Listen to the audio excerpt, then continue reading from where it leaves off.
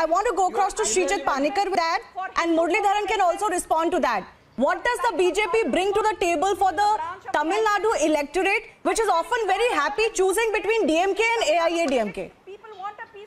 Well, Shivani, to start off, let me introduce to other panelists that, I am someone who is actually living in a neighboring state of Kerala. So I can bring probably, a closer perspective of what is happening there. So for years, there has been this traditional aversion to BJP in the South states, probably except Karnataka. So now, what happens in Tamil Nadu for over the last few decades has been Jayalalitha on the one hand and Karunanidhi on the other hand. But this time, it is going to be AIADMK sans Jayalalitha, and on the other hand, it will be DMK sans Karunanidhi. So it is very much a battle of the people who have been the second line of both these parties, and therefore it will also be a character test or a test of their clout. And here is where BJP is probably having their best opportunity. This is probably the best time that they can strike both in Kerala and also in Tamil Nadu in terms of the assembly polls.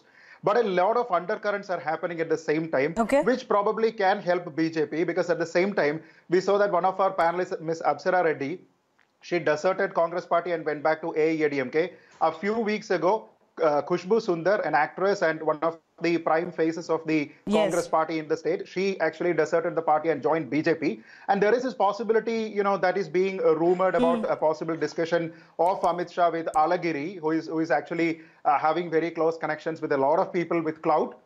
And at the same time, we are also hearing rumors about some possible discussions with Rajinikanth. So BJP is trying to get a step in.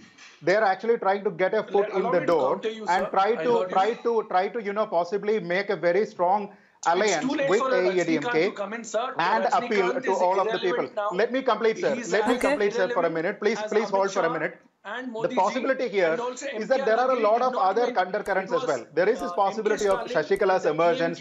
There is this possibility of AMMK, which is brought by Dinakaran. So there are a lot of things which are underplaying, underplaying the larger picture right now, and these undercurrents are strong enough to decide the mandate next time.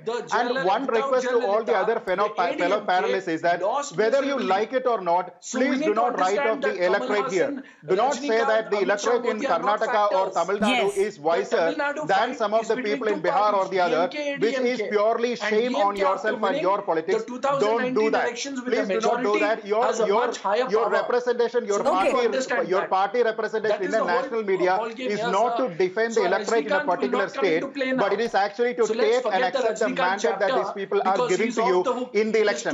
So the relevance of all these political parties are going to be tested here. I want to quickly